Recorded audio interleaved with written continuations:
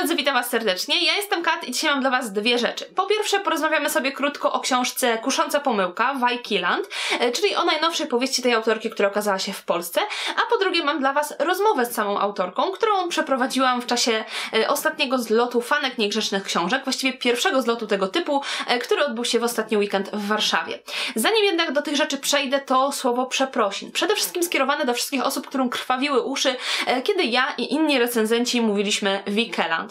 Ja byłam w ogóle święcie przekonana, że tak właśnie wymawia się nazwisko i imię tej autorki, ale coś mnie tknęło przed wywiadem, żeby zapytać o to tłumaczki, żeby się upewnić, żeby nie zrobić jakiejś głupoty.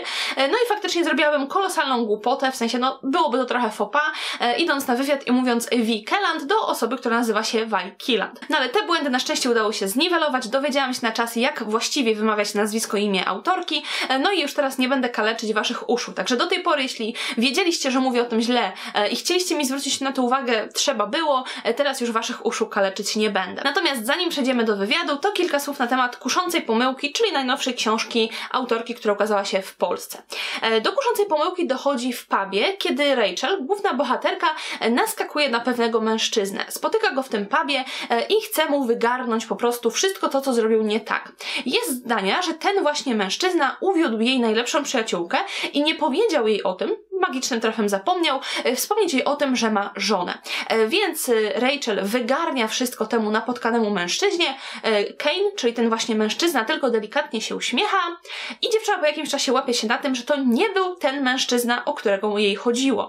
Że to wcale nie ten mężczyzna uwiódł jej najlepszą przyjaciółkę, że doszło po prostu do jakiejś pomyłki. Rachel ma nadzieję, że ta nieprzyjemna sytuacja rozejdzie się po kościach i nie będzie musiała do niej wracać myślami, nie będzie miała żadnych konsekwencji, ale oczywiście los chce inaczej. Okazuje się bowiem, że Kane, czyli ten mężczyzna, na którego ona naskoczyła w tym pubie, jest profesorem muzyki w Brooklyn College, a ona ma właśnie zostać jego asystentką. Do kolejnego ich spotkania dochodzi też trochę niefortunnie, ponieważ dziewczyna, wiedząc o tym, że on nienawidzi spóźniania się i bardzo chce wypaść profesjonalnie, spóźnia się na to pierwsze spotkanie, na te pierwsze zajęcia, no i tak jakby to ich drugie, pierwsze spotkanie wcale nie należy też do najbardziej udanych. Na szczęście dla bohaterów książki i dla fabuły kolejne spotkania Rachel i Kane'a kończą się trochę lepiej, obywa się bez większych kuszących i mniej kuszących pomyłek, no i te losy bohaterów zaczynają się bardziej związywać ze sobą. Jeśli chodzi o moje wrażenia po przeczytaniu, to ja generalnie bardzo dawno nie czytałam romansów. To znaczy odchodzę trochę od tego gatunku, ponieważ on mnie za często już przytłacza przewidywalnością poszczególnych wątków i tym, że bohaterowie zazwyczaj poznają się, jest instant love, jakieś problemy po drodze w punkcie kulminacyjnym, które trzeba rozwiązać, no ale generalnie żyli długo i szczęśliwie i po drodze jest jeszcze wrzuconych parę scen erotycznych. Ja z tego powodu raczej odchodziłam od czytania romansów, no ale opis książki, kiedy został mi podesłany przez wydawnictwo, na tyle mnie zainteresował, że stwierdziłam, dam tej książce szansę. I bardzo słusznie, dlatego że tutaj autorce wydaje mi się, że udało się trochę uciec od takich utartych schematów. To znaczy, na przykład od papierowych bohaterów. Rachel i Kane są jacyś. Może ta ich kreacja nie jest idealna, nie jest dokładnie tak, jakbym chciała, ale na przykład Rachel jest bardzo wygadana, jest pewna siebie, ma cięty język, więc jest postacią, którą łatwo polubić i która raczej nie wtapia się w tło i nie zlewa się z wszystkimi innymi bohaterkami romansów, z jakimi do tej pory mieliśmy do czynienia. Nie jest na pewno szarą myszką, nie jest taką dziewczyną, która po prostu jest jak chorągiewka i w którą stronę wiatr zawieje, a raczej w którą stronę główny bohater męski sobie zażyczy, w tą stronę ona się przechyla. Relacja między bohaterami budowana jest stosunkowo pomału, to znaczy widać faktycznie, że oni się poznają i coś zaczyna się między nimi dziać, ale to jest proces. To nie jest sytuacja, w której dochodzi do tego instant love, zakochania od pierwszego wejrzenia i potem jest tylko lepiej. Tutaj faktycznie bohaterowie pracują nad tym, żeby się poznać, żeby się wzajemnie zrozumieć. Ta ich relacja też na początku nie jest tak do końca dobrze widziana, no bo Rachel jest jego asystentką, w związku z czym faktycznie widać postęp w relacji bohaterów. Widać, że ta relacja jest zbudowana, widać na czym się opiera i nie jest to po prostu takie zakochanie na już. Na pewno nie mogę powiedzieć, że to jest najbardziej oryginalna książka wszechczasów, że nie ma takich elementów, po których powiecie, ale to już było. Owszem, takie elementy są, to jest romans, więc tutaj tak naprawdę to pole do oryginalności nie jest aż tak duże, bo właściwie od początku wiadomo, w którą stronę będzie rozwijała się relacja bohaterów, więc mniej istotne jest to, jakie są punkty, te początkowe, środkowe i gdzieś tam końcowe tej relacji bohaterów, ale właśnie to, co dzieje się pomiędzy tymi punktami. Więc może ze względu na to właśnie ta książka spodobała mi się bardziej niż takie typowe romanse i jakoś tak myślę o niej trochę z sympatią, z takim lekkim sentymentem. To jest zresztą mój patronat. Jak się domyślacie pewnie potem, że mówię wam o tej książce, że przeprowadzałam wywiad z autorką. Książka mi się naprawdę spodobała. Nie jest wybitna, to nie jest najlepszy romans wszechczasów, jaki kiedykolwiek przeczytałam, natomiast jest naprawdę w porządku. I nie jest też szczególnie przesycona scenami. Wiecie, że teraz jest jakaś taka tendencja, że wszystkie romanse muszą mieć nawrzucanych tych scen erotycznych od groma i trochę, że bohaterowie właściwie w ogóle nie wychodzą z łóżka. Tutaj na szczęście tego nie ma. Scen jest kilka, nie są wulgarne, nie są jakoś szczególnie drastyczne i wizualne, więc nie przeszkadzało mi to szczególnie w odbiorze książki. Premiera Kuszącej pomyłki, jeśli dobrze pamiętam, była we wrześniu, więc jeśli trochę was chociaż zainteresowałam, to książkę na pewno można w księgarniach dostać. No a teraz przechodząc do wywiadu. Ten wywiad być może nie jest moim, na pewno nawet nie jest najlepszym moim, że tak powiem, tworem dziennikarskim. Na swoje usprawiedliwienie mam tylko tyle, że wstałam tego dnia o 4 rano, byłam piekielnie niewyspana, piekielnie chora, w sensie totalnie źle się czułam i kiedy usiadłam koło autorki, to brakło mi języka w gębie. Autorka jest przemiłą osobą, świetnie się z nią rozmawiało, ale przede wszystkim po wywiadzie, jak już opadł cały stres, rozmawiałyśmy o kulturze, o polityce, o brytyjskiej rodzinie królewskiej, także generalnie rozmawiało się z nią rewelacyjnie, co pewnie mogą potwierdzić osoby, które brały udział w zlocie fanek niegrzecznych książek. Ja w samym wydarzeniu udziału nie brałam, dlatego że musiałam już wracać do domu, natomiast myślę, że potwierdzą, że Vi Killand jest naprawdę niezwykle sympatyczną osobą. Natomiast wywiad postanowiłam przeprowadzić w trochę innej formule. Nie chciałam pytać autorki o to, co jest jej inspiracją do tworzenia, jak tworzy swoje książki, jak jej się współpracuje z Penelope Ward, z którą też piszą książki w duecie. Ten temat gdzieś tam wypłynął w trakcie, natomiast nie był takim tematem przewodnim. Postanowiłam oprzeć wywiad na pytaniach WH. To są pytania typu when, where, who, which i tak dalej, i tak dalej. Tych pytań WH questions jest 7, więc ja do autorki przygotowałam 3 zestawy po 7 pytań, zapakowane w koperty. Autorka wybrała swoje pytania w czasie wywiadu, no i na te pytania właśnie trochę przypadkowe, bo nie wiedziała, które to będą pytania, postarałam się zdobyć dla was odpowiedzi.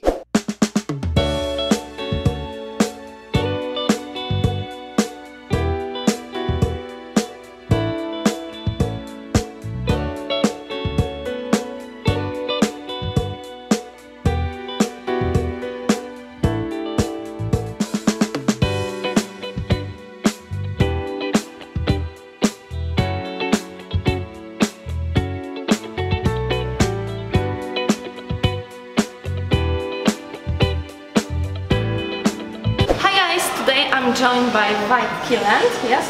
Did I say that correctly? Yes. And we are going to discuss some questions based around the WH questions. So which, where, when, and so on.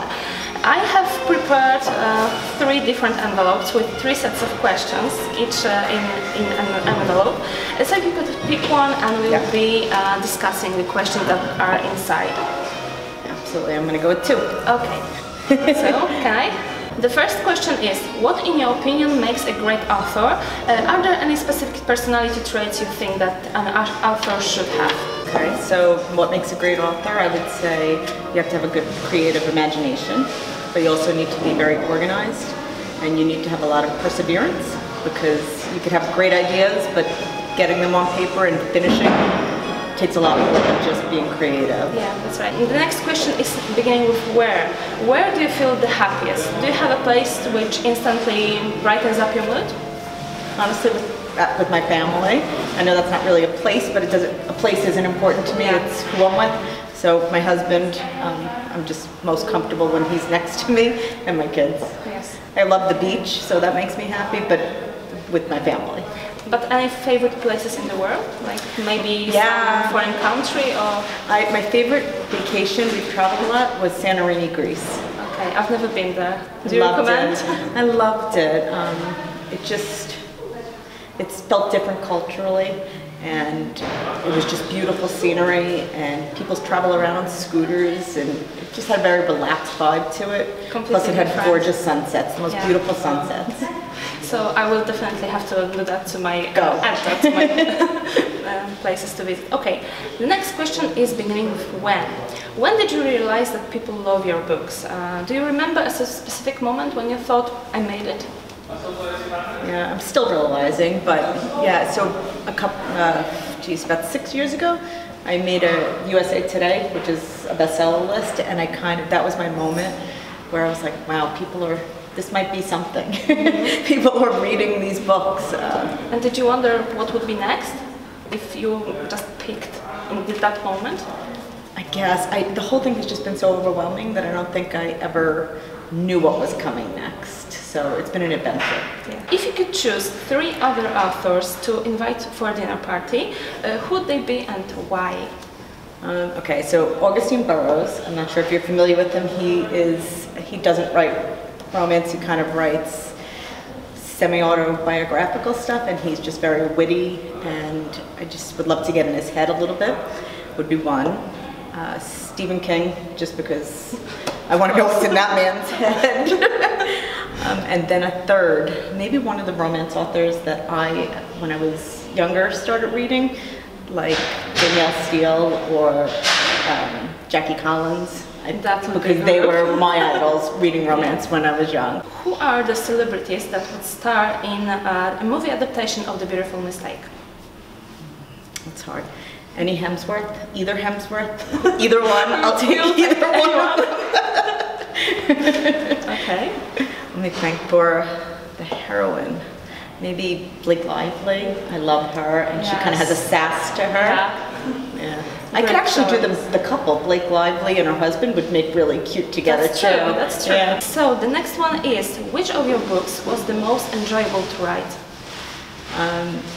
The most enjoyable. So I wrote a book with Penelope Ward called Cocky Bastard. It was the first book we ever wrote together, and it was a very different experience than writing alone because it was a lot of improvisation, and that was probably the most fun to write. It was the first time, and it was all new, and it was a road trip book, and so we never knew, we didn't plan the book really, we never knew where either one of us was going to take it, so I would get it back from her, and I'd be in a new place, and she would get it back from me, and she would be in a new city, so it was a lot of fun to write. But what was the most difficult about writing with someone else? Biggest challenge, for example? Honestly, it's much easier to write with somebody else for me than it is to write alone. Okay, that's unusual. Because she's constantly, when you're writing alone, you will get stopped and you'll kind of hit a wall sometimes, not sure where you're going to go with it. But when you never really get a chance to get to that point because we pass it back and forth. Yeah. So she inspires me, I give it back to her, I inspire her, so it's much easier. Yeah. So the last question is, how many unpublished and half-finished books do you have? And maybe you can discuss and maybe tell us a little about one of them. This is an easy one. None. I have none. I have none unpublished, none half-finished. I have a lot of stories that I've kind of just wrote notes on, but no more than a page or two. I have none. Okay, so can we expect another book from you? Yeah, I'm finishing up now. Well, when I get back home, which I'm flying home tomorrow, I've been gone for almost 3 weeks. I will finish by October 31st, one that comes out in mid-January 2020. Okay, so you have something to look forward to. Thank you so much. It was quick. Thank you. I hope you enjoyed as well. I did. This was painless. Mam nadzieję, że dzięki temu filmowi poznaliście trochę lepiej Vineland. Być może zachęciłam Was również do Kuszącej pomyłki, do przeczytania tej książki. Jest naprawdę fajnym romansem, więc jeśli lubicie ten gatunek, zwłaszcza jeśli lubicie ten gatunek, to jest zarówno książka, jaką powinniście znać, jak i autorka, którą powinniście znać, ponieważ ona tych swoich romansów ma na koncie naprawdę mnóstwo, więc jeśli tak było, jeśli spodobał Wam się film, spodobał Wam się wywiad, nie byliście totalnie załamani moim nieogarnięciem w czasie tego wywiadu, to napiszcie mi to koniecznie w komentarzu, zostawcie łapkę w górę pod filmem. Dzisiaj dziękuję Wam za oglądanie. Jeśli nie widzieliście poprzedniego odcinka, będzie tu, poniżej opcja subskrypcji kanału, a my widzimy się w kolejnym filmie. Cześć!